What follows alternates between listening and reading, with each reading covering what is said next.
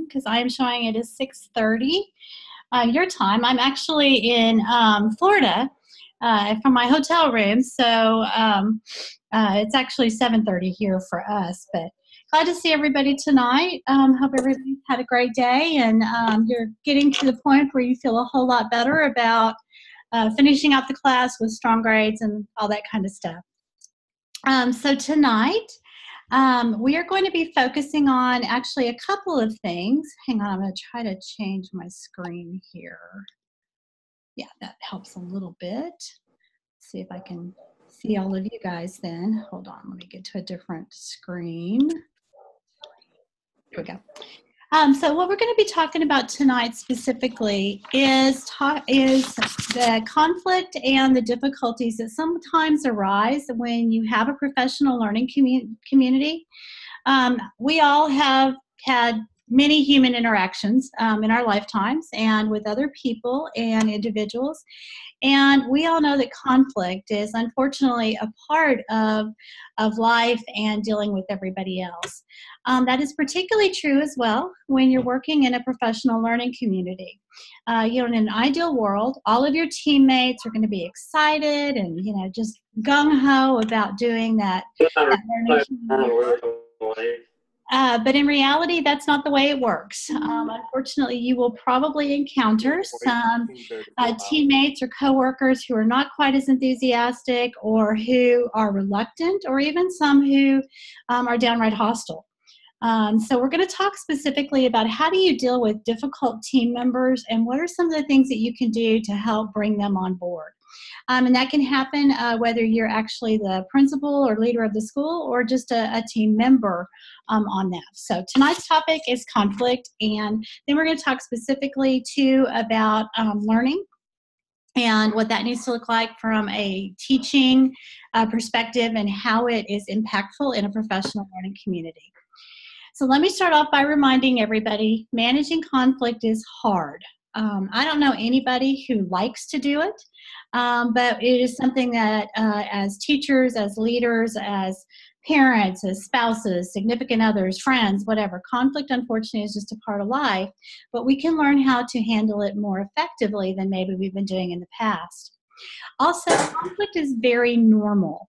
It is not at all unusual for there to be conflict or disagreements between team members, particularly when you're in a school and everyone may have their own ideas about what's going on and how things need to be done. And conflict can be in any situation where our own personal desires or maybe goals and objectives differ from somebody else's. So like I said, it's not at all unusual. And as we think about conflict too, remember, it's not always as simple as it may seem on the surface. A lot of times conflict is the result of a very diverse and complex set of issues that we have to address.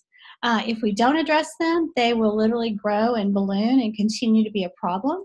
But if we do spend some time actually looking at them, talking about them, confronting them, and using some really specific skill sets, we can not only manage conflict, we can minimize it or even eliminate it. The other thing that I want to remind you about when you think about conflict is when we're handling conflict, how we choose to respond predicts the outcome. So I'm going to give you a good example. I'm here in Florida visiting my children and my grandchildren, and we have a 3-year-old, Madeline. And Madeline is adorable and cute and all that, but she's also 3 with a mind of her own. Oftentimes conflict arises with Madeline because she wants what she wants, and she doesn't always like to be told no. She's also the baby in the family, so she's spoiled rotten. And it reminded me today when I was thinking about, talking to you guys tonight about conflict and stuff, some of my interactions with her just today. So, for example, we were at the store, and of course, she wanted, the typical stuff at the checkout line, right? She wanted some candy. And her mother told her no. Well, that didn't go over real well with Madeline. She thought that she really needed that candy. And of course, with, her Nana or grandmother being there, she thought she would get it. And so there was the absolute beginnings of a very severe conflict about to happen. If you've been around 3-year-olds, you know that meltdowns don't always happen at the most opportune times. But I also realized too that if I talked to her and helped her to understand maybe why she couldn't have candy and give her an alternative, I was going to minimize greatly that conflict. And we did that and it worked out just fine. I talked to her and gave her some other options and alternatives and explained. And we avoided that 3-year-old meltdown in the middle of the store. And it just, like I said, it was a really kind of poignant but important reminder to me that I could have chosen to give in, which wouldn't have resolved the issue. It would have actually exasperated it and made it worse, because then I'd have her mother to deal with, and she'd be mad at me. I could have responded very extremely. I could have yelled at her. I could have threatened to spank her. There was a lot of other things I could do. But that, again, would not have really resolved the issue. But instead, taking the time to communicate with her, we not only resolved the issue, we eliminated the conflict. And while we're not dealing with 3-year-olds, when we're in professional learning communities in our schools, sometimes they act like 3-year-olds. And they exhibit many of those same behaviors. So while it's, oftentimes we want to just turn a blind eye or we want to avoid that conflict, when we don't address it, it just continues to grow and fester. The other thing, too, that, we can be in control, even if we're not the one causing conflict, the way that we handle it and manage it can be really, really important and can go a long way to resolve the issues. We also have to put aside our own personal emotions. I remember I had a teacher when I was an elementary principal who, there was just something about him that just rubbed me the wrong way. And I had a really hard time communicating effectively with him. It took another teacher who kind of observed my behavior, and she reminded me that I was always dealing with him from a very emotional standpoint as opposed to a rational standpoint. We have to keep our not only emotions in check, but also, it's nice to have that critical friend or that coworker or partner or whatever in your school that's going to help to point those things out to you. Okay? So let's talk specifically about conflict and what we can do with it. Okay? So if you read the PowerPoint and looked at it, I talk about an example, that it happened to me. But I want you to think about a time that you've had conflict, particularly in a team meeting, a grade level meeting, department level meeting, whatever, professional learning community, that you guys would be willing to share with us. So who'd like to go first? I'd like to go first. Okay, go ahead. I just experienced some very real conflict this week. So we had our data meetings with the principals and the assistant principals of instruction. And the group of students that I have this year came in with the scores from their previous LEAP test were so far below any that I've had before. And they gave me my goal of what they want to see the kids do by the end of the year. And I just think it's unrealistic. And I was giving them a breakdown of the focus quizzes that the kids have taken so far based on what they did last year and how they're doing in my class now. Analyzing all this data, I gave them the percentage that I thought, if they took it today, this is how many would pass. Of course, that percentage is it's way off than what they want me to be. But my principal wasn't acknowledging the fact that it was 30% higher than what the kids came to me as. Yeah. So, wow. Right. Because, they came with 15% proficiency. So, and they want me to get them up to 65, and that's just not happening. I don't see it. But anyway, so I'm talking to the principal about this. I've already talked to the assistant principal of instruction, been talking to her all year. And he's offering all these things that I should try to do with the kids to get them there. And I'm explaining to him, I've been implementing that in my class all along. So it was more of him wanting to, I think he just wanted to talk Like, because the things that he was suggesting, I was already implementing. And it got to the point where he, I guess he thought I was being combative, but he kicked me out of his office. Oh my gosh. Right. He was like, you're not listening. This meeting is over. You can just go. And I'm like, wow. like, so yeah, that was just Tuesday. Okay, so I guess for the group, what should Tiffany do? I mean, that's a pretty strong example. So how would you guys respond? Let's give her some feedback.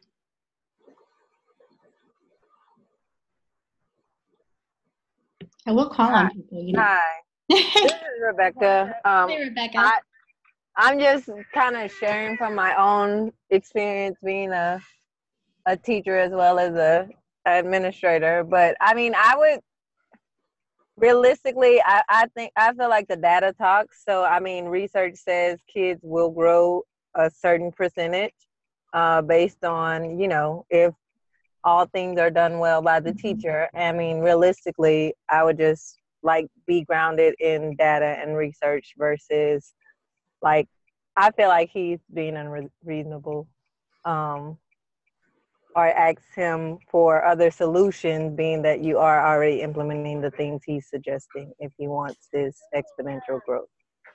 Yeah, I think that's some good points. Yeah, like Rebecca said, it is somewhat unrealistic, if not completely unrealistic, to move kids that many percentage points. That's certainly more than one. That's probably closer to 3 to 4 year grade levels in a single year. So we'll come back. I've got some thoughts, but I want to hear from at least one other person. Other ideas or thoughts, guys, that can help out here in this situation? Well, it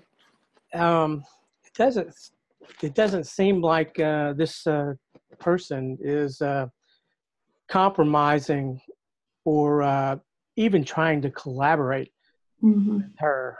To me, you know, I deal with doctors and residents and CRNAs, nurse-anesthetists, all day long, and you know, sometimes they don't want to compromise or collaborate either. And I have to sit there and explain to some of them, look, you know, we have a problem here and we're going to have to compromise on stuff. I have one doctor who is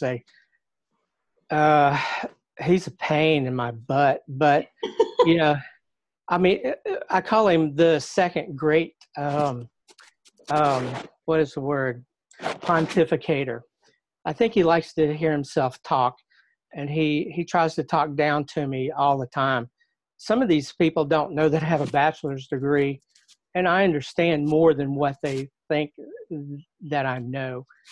But a lot of people, I have to sit down, especially with the residents, the anesthesia residents, and I have to explain to them where I'm coming from with things, and I listen to them as well. You know, but it seems like this guy, he doesn't want to listen to her. Sometimes you can go too far with things, and you don't. I've just did 14 hours at work, so sometimes my brain doesn't go with my mouth. It doesn't look like he wants to compromise. It sounds like he wants to be authoritarian with this, and what he says is going to go. Do you understand what I'm trying to say? Yeah, no, I absolutely agree. My first, my kind of gut reaction when, Tiffany was describing that situation is that he obviously feels threatened, or maybe even incompetent. Because, he's trying to give you what he thinks are suggestions, and, you're like, well, I'm already doing that. And instead of being able to take a step back and say, oh, great, you're already doing that, and coming up with additional or alternative solutions, he shut down. Yeah. And he moved that blame back to you. And unfortunately, that happens many times when we're dealing with leaders and other people, because, oftentimes our teachers do know more than our principals or our administrators when it comes to effective classroom practices. One of the things that I believe very strongly in is it's what I call the 80-20 rule. And I think it would help in this situation, but I also think it's a great tool to use when you're in a professional learning community. The 80-20 rule is that in any given situation, you spend 80% of the conversation or the meeting time listening and only 20% talking. And when you're dealing with someone who becomes competitive or even combative, like this situation did, I start asking questions. And it's things like, so Mr. Smith, I noticed that you're wanting me to raise our student scores by 30 percentage points in a year. Can you help me to better understand how you arrived at that decision? What metrics are you using? I really want to understand. And then when he starts giving you things that you're already doing, maybe even just take it and say something like, well, I'm already doing, pick a strategy. I'm already doing collaborative learning. But, one of the areas that I struggle with is, so you're always giving him kind of a professional out, if that makes sense, that you're acknowledging that it's not a bad idea, you're already doing it, but you could use some additional coaching. Or, I've tried that. Maybe, it would be really helpful if you came in my classroom, on Friday when I'm doing that at 9 o'clock and give me some feedback after you observe me. And keep kind of turning. That's another thing, because he hasn't done any work sites or walkthroughs the entire year. Oh, I just hate it when we have principals that do that. That drives me crazy. I mean, I don't know how to say this in a politically correct way. So, teachers are our most important resource in a school. It's not the students, it's not the leadership, it's our teachers. And, I just don't know how I personally, or effective principals that I know, could look a teacher in the eye and say, I want you to do this, and here's how you do it, and here's my ideas and all that, if I've never been in your classroom. Because it does need to be, and I think somebody wrote that in here, that, it has to be focused on compromise and collaboration. The challenge is when you're working with an administrative leader, whether it's the principal, the assistant principal, the dean, whatever, who doesn't believe in that, or they call it collaboration, but we all know it's the furthest thing away from that. The same things can happen in your professional learning communities. And so when you're thinking about that, you have to, basically I think there's 3 things that you have to do to, I hate to say win, because that has a really kind of negative connotation, but to win over or to work with that difficult sort of person. Number 1, you've got to get really good at assessing and sizing up what their motive is, okay? So like in this case, he's probably feeling threatened, incompetent, maybe not able to really help and support, and so, immediately strikes back by saying, well, you're not listening, as opposed to really he's the one not. So number 1, you got to size up the situation really quick and try to figure out what their motivation is. Secondly, turn it back on them. So I always ask a lot of probing type questions or clarification questions and things like that to kind of get a better sense of where they're coming from. Then I always try to give them what I call a save face option. So, even if you're already doing something and you probably could teach a whole college course on it because you're like the best of the best at it, I always try to find a place that maybe they could help me. And for me, that was always something like inviting them into my classroom or saying, gosh, will you sit down and look at my lesson plans with me and see where maybe that can fit in, so that person has the opportunity to save face. A lot of leaders come into those roles and they may have their certification, they may have their degrees, all of those pieces. It doesn't make them competent.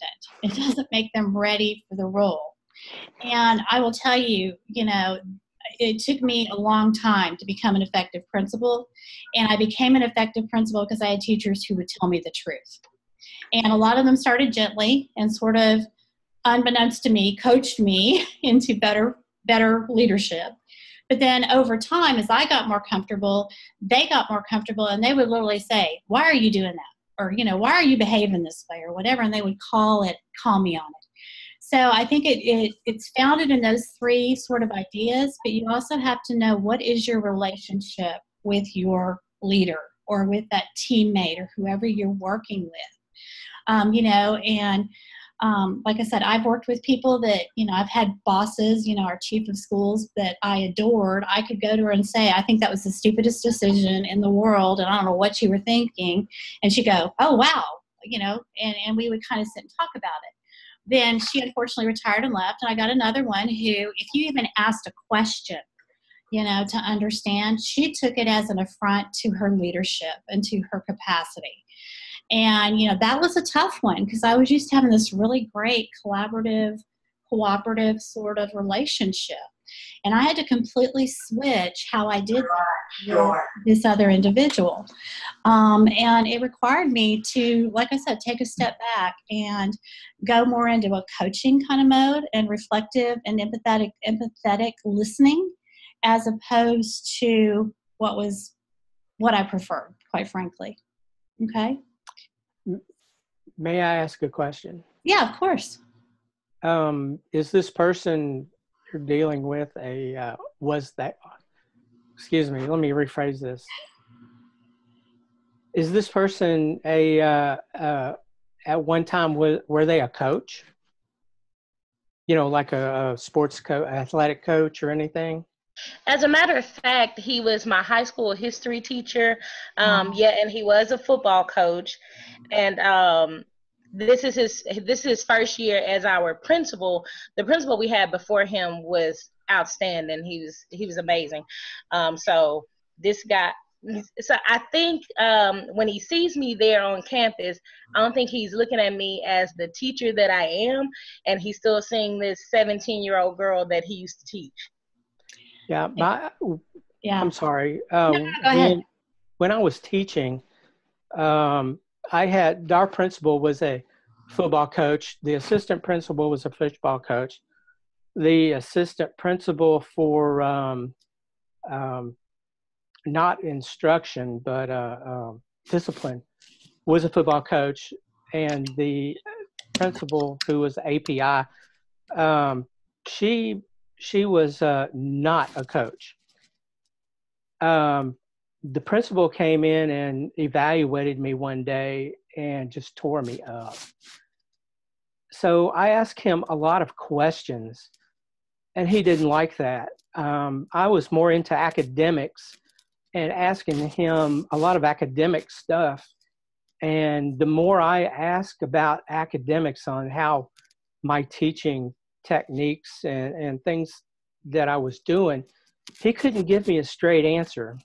He said, "Well, you need to take 30 minutes and do a lecture, and you need to take 30 minutes and let them do some type of activity, and 30 minutes to do another type of activity." And I'm like, well, I have them writing, and I have them doing a group activity, but he couldn't understand the types of questions that I was asking because he didn't understand it.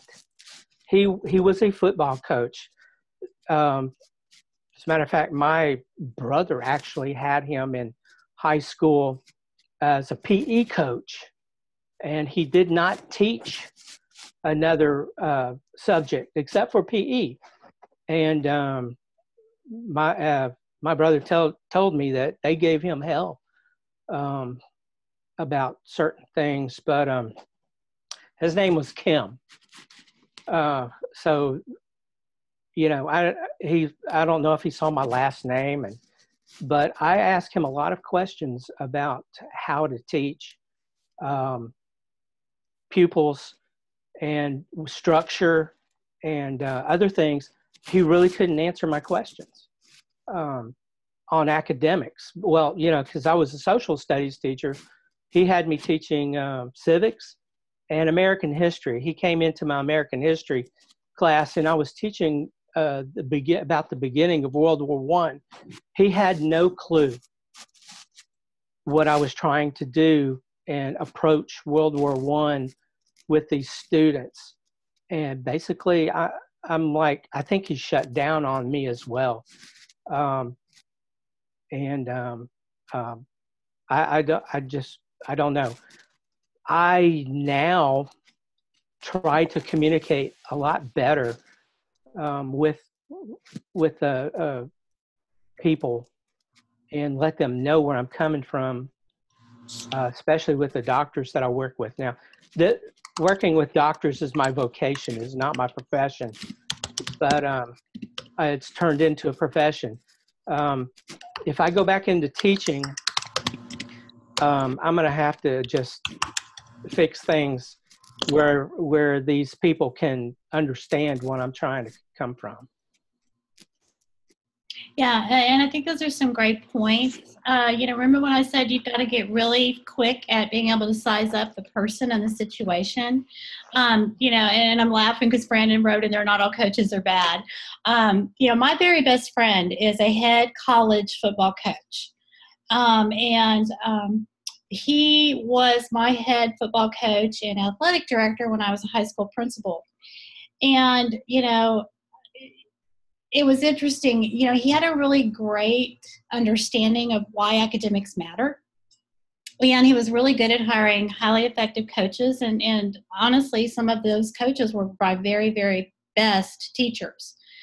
But, for him, the way that, we began to really communicate more effectively about, the things that he was trying to do and the things I was trying to do is, for coaches, it's a win. They have a very strong, ambitious, winning mindset. And when you're talking and working with someone, and so, you may have a coach on your professional learning community, numbers talk.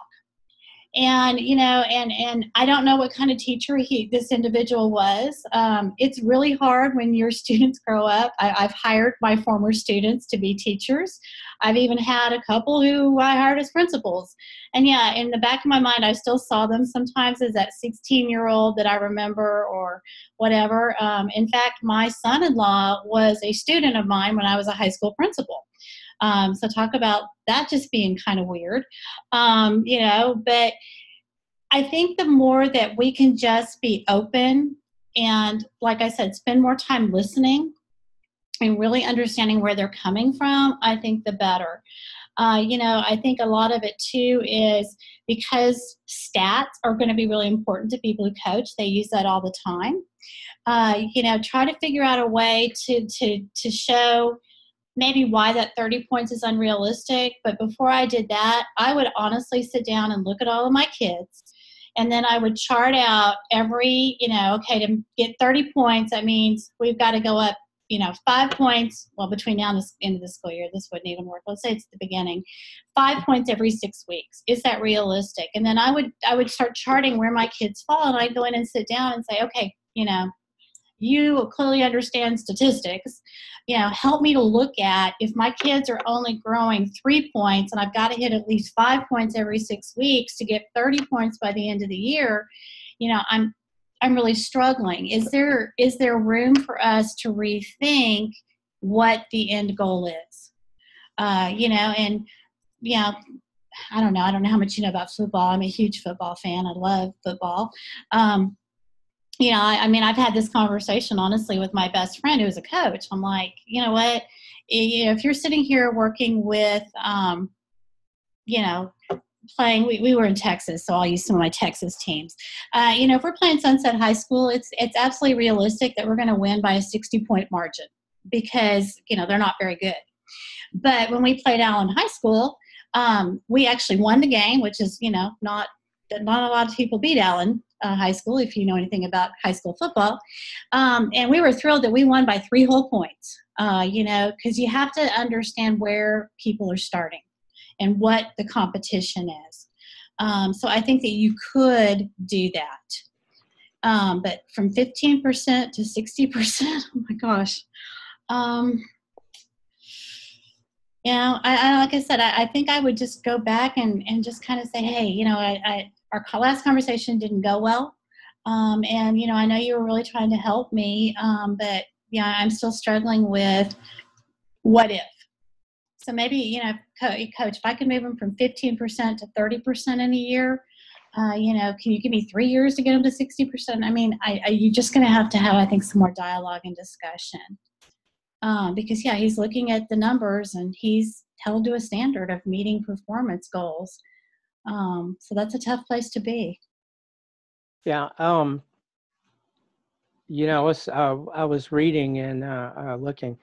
You have, well, one has to be accommodating, or either side. I learned how to stay in good graces, and I learned how to retreat very quickly.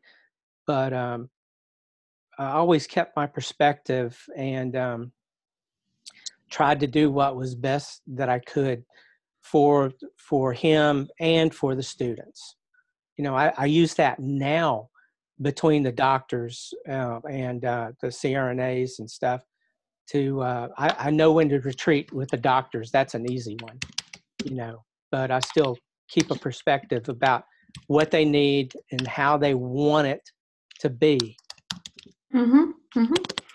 Yeah, one of the things that I used to tell when I was an assistant superintendent with my principals, because, oftentimes the district would set these very unrealistic goals that, you had to move a school from low performing to exemplary, which is, many times going from 20% to 90% a single year. And we all knew that was not going to happen. But instead, I would always tell them, I say, what's the worst thing that can happen? So let's say he's wanting you to move them from 15 to 60%, and you only move them to 35%. What's the worst thing that can happen? And if you can live with, or you think that the worst thing that can happen is really not that big a deal, then it takes some of that pressure off of you. But,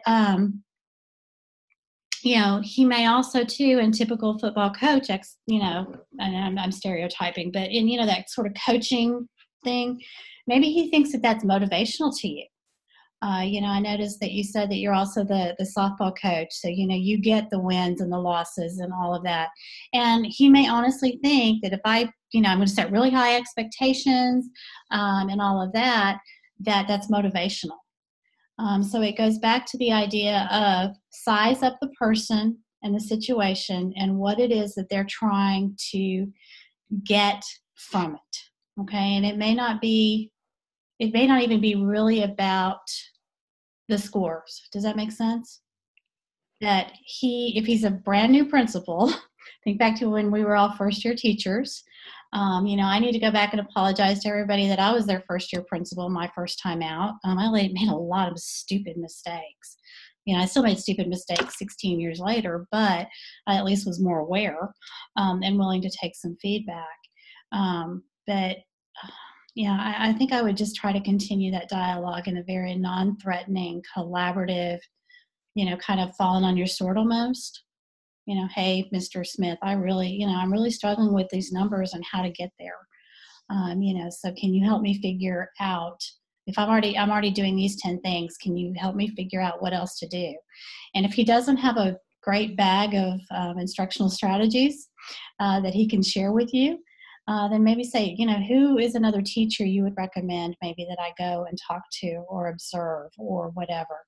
And that'll tell you a whole lot about what he knows and what he doesn't in terms of instruction. Okay. Anybody else have any other situations you want to talk about or share? Y'all feel free to chime in. I apologize if I'm hogging. No, it's fine. The conversation, but that goes back what you were saying, listening. Mm-hmm. I have become a very good listener, and I can comprehend what is being communicated to me. The cooperating teacher I had was a football coach. Now he's a head football coach. And he taught me a lot about how to handle your students. And listening to him and listening to the principal and others really helped me a lot when I was teaching. Unfortunately, I had to listen to my mentor who got into trouble. But I still listened to her plenty. They had a lot of information to give me, and I use it still, especially what Coach Concilio was telling me a lot. But I found listening, and a lot of times people like for you to listen to them and give them feedback. I'm trying to figure out the word to use, but it's feedback that's benevolent feedback instead of malevolent feedback. So I've learned how to do that very well. I had a meeting with a doctor and some other folks today, and I didn't say a lot, and I listened a lot. And then when they asked me for my opinions, I gave it, and they seemed to agree with it. And I think it's just because I was listening to their problems. Mm-hmm. Yeah, and sometimes we work with a group. Like I have a group of English teachers. We work very well together. English 1 and 2 teachers, probably about 6 or 8 of us, and we work very well together most of the time. But there are still times when we disagree, or we have people say things, and it's almost every time it has nothing to do with what's going on in the room. It's something that happened to them before they came to work or the night before, and they always end up coming back and apologizing. And I think it's just sometimes people have lives too outside of work. And I saw someone's comment down there in the chat that he may have just been having a bad day, or something else may have happened. It may not even been Tiffy. It may not even been you. It just may have been he's having a bad day. So if you go back and talk to him, you might catch him in a different perspective or something. Yeah, I absolutely agree. I think those are all great points because, you don't know what just happened prior to his conversation with you. He could have gotten chewed out by his boss. He could have had, a really, really challenging conversation with a parent. Definitely give your peers or your leaders, the benefit of the doubt, but don't let it just go.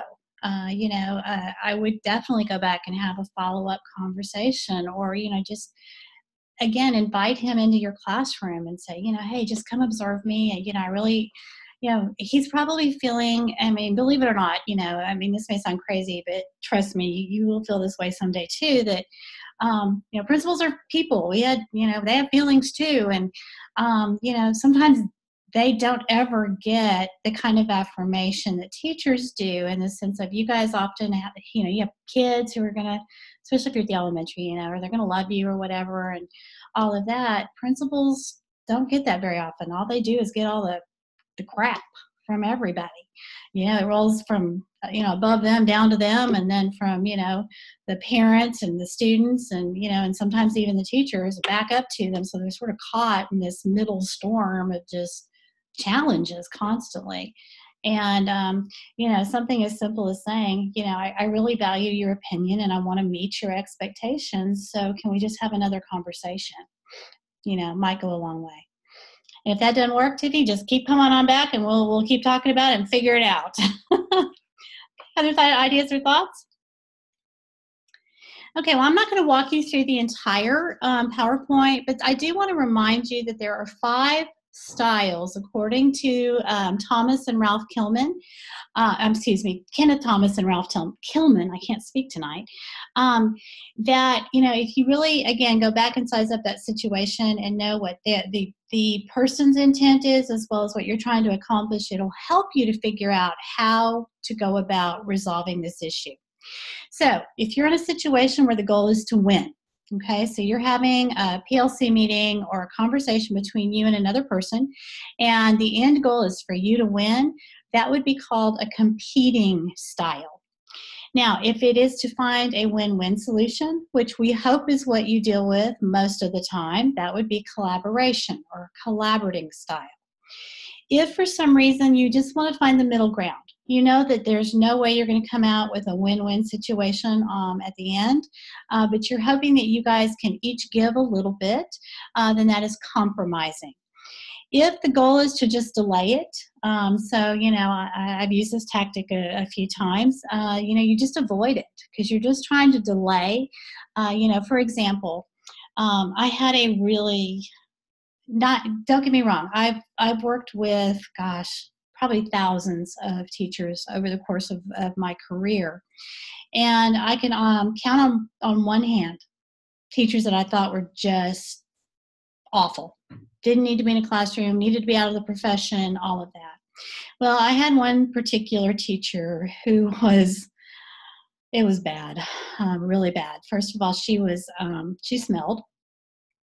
She always appeared to be dirty. The students hated her. She could not deliver effective instruction, no matter how hard she tried, how much we coached her, how many times we went in her room, how many times we gave her feedback. In fact, it was so bad, I went in one time to do just an informal observation. And as soon as I walked in the room, the students looked at me and said, "Oh, great." My last name was Fraley at that time. "Miss Fraley's here. Great. She'll actually teach something today." And then, when I'm staying in there and they're turning around and they're, "Oh, Miss Fraley, she never does that. She's only doing that because you're in here." I mean, the kids literally threw her under the bus. And it was just not a good situation for anybody. I had tons of parent complaints about her. Her student success levels were just rock bottom. She was part of our math team. The math teachers, they just hated working with her, literally begged me, "Do we have to have her in the meeting?" Kind of stuff. And it was very difficult for me to have the right kind of conversations with her, partly because of me, because I found her repugnant. And the other part was she could not take any sort of feedback from myself, my assistant principal, my dean of students. It was just always combative. And so I came to the conclusion that I needed to document her out of her job and terminate her contract. Well, she didn't really have anybody on staff that she was willing to talk to and, anybody who would mentor her or whatever, but I somehow managed to find out that she was planning on retiring at the end of the school year. So instead of going through that very onerous process of documenting and providing all of the kind of support that we needed, to be able to do what we needed to do. Because quite honestly, in Texas, it's very, very difficult to terminate a teacher during contract. It's very hard, and many times I've ended up in court over these. Well, I decided to delay. So, every time she would come in and complain about something or whatever, I literally just listened and I took notes and I said, "Thank you very much for your feedback," and I left it at that. And I was pretty successful, except the time that she came into my office hopping mad, just ready to strangle somebody. And I asked her what was wrong, and she told me that she had taken her teeth out and laid them on her desk, and the students had taken them. And I see some of you laughing. That is exactly what I did. I could not help it. I burst out laughing. And I said, "No, they seriously did not take your teeth." And she, again, was very angry and said, "Yes, they did." So I told her to just go have a seat out in the waiting area, and I went up to her classroom, and I tried very hard with a straight face to convince a class of ninth graders to give me her teeth back. So we finally came to the agreement that what would happen was I would walk out of the room because I didn't want to touch the teeth. I didn't really want them to give them to me. And I'm thinking, "Oh my God, whoever took those, y'all are just brave." Yeah, and why were her teeth not in her mouth? I know. I could have been, I'm a very sarcastic person, and I almost asked her that, but I thought, "Tracy, don't go there." You don't want a grievance. So I told them I was going to walk out of the classroom, and when I came back in 3 minutes, her teeth would be on her desk. And they were.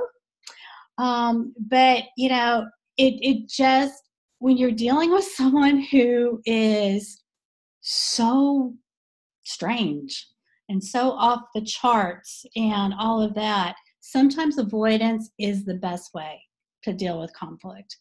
And thankfully she did. She went on and decided to go ahead and retire, thank goodness. But it was, like I said, a really challenging situation. Then the last style of conflict resolution is accommodating. And, you know, it's that saying, I don't know if y'all have heard it, but I've certainly used it many times in coaching and discussions with teachers and principals, is you have to decide what hill you're willing to die on. And I wasn't willing to die on the hill of retrieving her teeth and punishing the children that had taken them, because, you know, they could have done a lot worse to her, quite honestly. But you know, if it's not something that you're really willing to go to battle over, sometimes it's better just to kind of give in. You know, and Tiffy, I kind of wonder about this situation too, if maybe taking on that accommodating sort of stance might be more helpful. Because you could probably easily go in there and show that you're a great teacher and that he doesn't know what he's talking about and he doesn't have many instructional strategies. Hang on a second. I've got to answer my door. Just a second. Come on. But if it's not, hi, I was talking about you earlier. So you can sit on my lap. This is my little one. This is my 3-year-old granddaughter, Madeline. This is the going to be 8 on Saturday, Riley. But yeah, you absolutely have to be willing to pick your battles and make those decisions. Okay, so if you go back through the rest of the PowerPoint, just really think about what it is that you can do to control how you handle it. So when the conflict does arise in a PLC or with anybody like that, you have the skill set to handle it effectively. Okay. So what questions or comments or concerns or things like that do you guys have? Well, I would like to make a comment, and I'm gonna add all of these competing, collaborating, compromising, avoiding, and accommodation. I'm going to tell you 2 things. We had the chairman of the Department of Orthopedics when they were operating. A lot of times, he would say to the residents, "Not there, there." He never would tell them exactly where. One day we had a pretty smart resident doing spine surgery with him, and you know, Dr. Albright started. He didn't like what the resident was doing, so he started hammering on him, and I was standing there shaking my head and worrying. And Dr. Albright said, "Oh, not there, there." No, we couldn't figure out what he was talking about because he wanted him to operate in a certain spot. The resident looked at him and said, he gave him his instruments and looked at Dr. Albright and he said, "Chief, you have the better angle on this. Show me what you're talking about." You know, I mean, that is all of these. He used every single one of these. We also had another resident who, like your teacher, he had. I hope he didn't take out his teeth. No, he had very bad BO. He wasn't that good. I'm the scrub nurse, and a lot of times I'm telling the residents how to do the surgery, so they don't get in trouble with the staff. And trying to get, and the nurses looked at me and said, "You got to tell him he needs to take a bath, and you know, and he needs to get quicker." Blah blah blah blah. I had to find a tactical way to tell him that he didn't smell good, and he was offending everybody in the room, especially the patient who was asleep. You know. And the staff doctor wouldn't tell him. Yeah. I had to tell him. And using all of this stuff, with the exception of competing, because I wasn't competing, I had to collaborate with him, and I compromised with him to tell him, dude, you need to get faster. You need to know what you're doing. You need to take a bath, and being accommodating with him. Yeah. That's what like I was saying earlier, I've had to use all of these in my vocation and in the military as well. I had one colonel that I don't know what his ideal was, but I was telling him, I said, you're going against Army doctrine. Mm-hmm. And he told me, he said, that doesn't pertain to us. And I'm like, yes, it does. And I'm sure the IG would understand with me instead of you, and I kind of got blackballed a little bit, but I tried to collaborate with this colonel over sanitation issues and things like that, so we could keep the troops not sick. Mm-hmm. And I used avoiding certain things, and I tried to accommodate to find out what he wanted, and I tried to compromise, but he was just one of those people that he was a colonel, I was a sergeant, and I didn't know what I was talking about, especially when somebody says those Army regulations don't pertain to us, and I just went, huh? Wow. Yeah. So, exactly.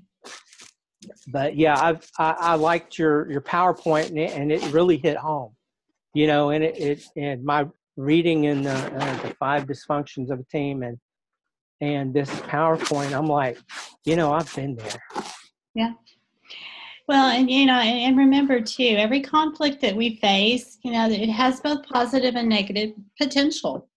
And, conflict can be inspiring. It can help us to grow. It can help us to learn.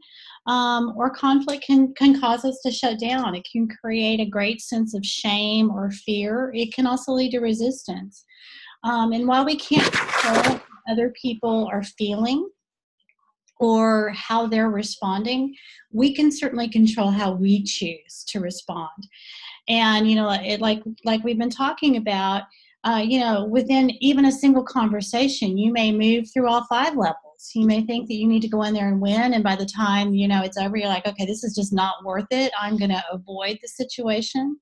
But hopefully most of the time we can use that very collaborative win-win, and creating, those situations that are going to be best for our students. Because at the end of the day, that's what really matters, is what's best for our kids.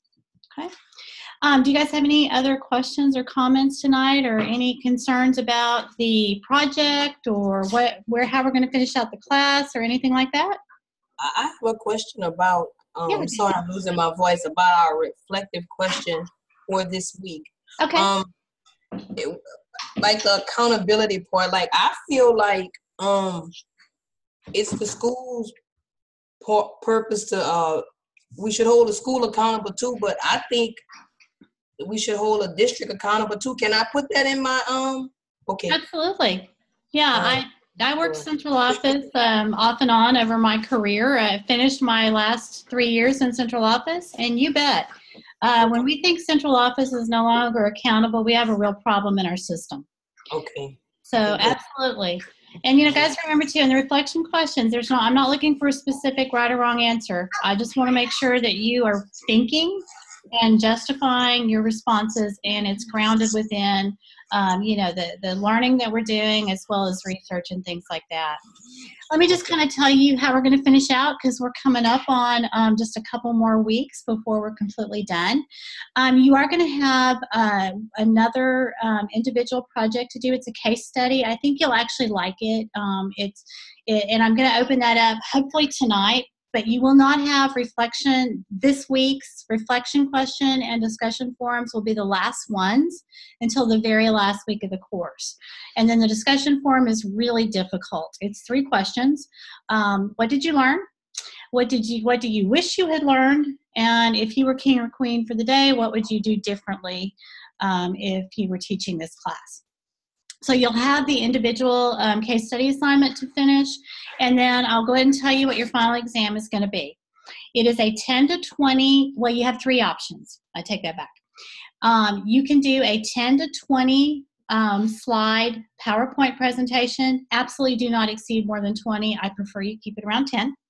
Or you can write a 3 to 5 page paper, or you can do a video where you just, record yourself, send it to me, and the video needs to be about 10 minutes. And you're going to go back and recap what it is you've learned from the course. And then I give you 10 questions to answer. So it's really, all this, the feedback I've gotten before with this exam is that it's not difficult, but it does require you to kind of go back and think and review your notes and all of those sort of things. So I am hoping, if life goes well, to be able to get the rest of the modules open for you guys within the next day or so. And as far as deadlines, everything is due by March the 3rd, which is a Saturday instead of our normal Sunday. And if you can't meet the intermediate sort of deadlines, I'm putting them in there just so you can keep on track. But if you don't meet those deadlines, I'm not going to penalize you. Don't worry about it, because I know life happens. It's certainly happening to me a lot here lately.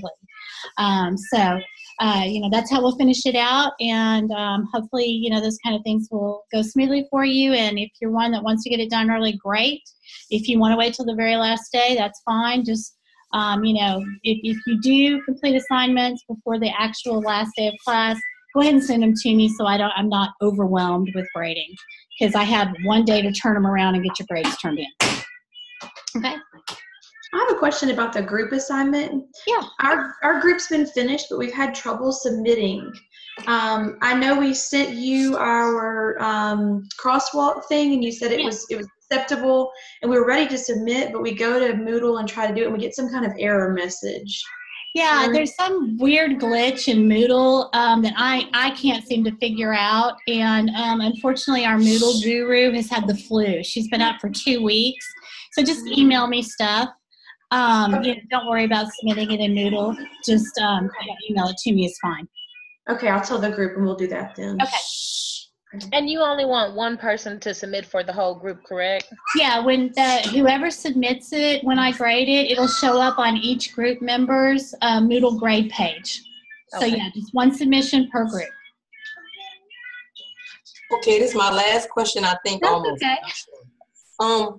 The PLC that you want us to write, are we going to go more into detail about what you want with that? Yeah, absolutely. We'll probably do that more at our next Zoom meeting, and we'll talk specifically about here are the steps to start a PLC. Here's what you do when you're in a PLC. Here's how you evaluate it, all of that. But yeah, that comes actually in depth next week. Okay, good. Okay. All right. Anything else for the good of the group, guys? Okay, well, I'm showing it is, I don't know what time it is. It's not 8:30 for them. It's 7:30 for most everybody, unless you're in Florida, where down the road from where we are was the school shooting, which was horrible. And then last night, we spent almost 4 hours sitting on a closed highway because there were fires on both sides of the road. It was really in the Everglades. In the Everglades, yeah, it was really pretty terrifying. So I'm hoping to be back to Bossier and Freeport next week, but the way things have been going, I just don't know. But I'll keep you guys posted, and hopefully everything is going well for everybody. Okay? So, thank you guys. Have a great night. I'm going to turn off our recording.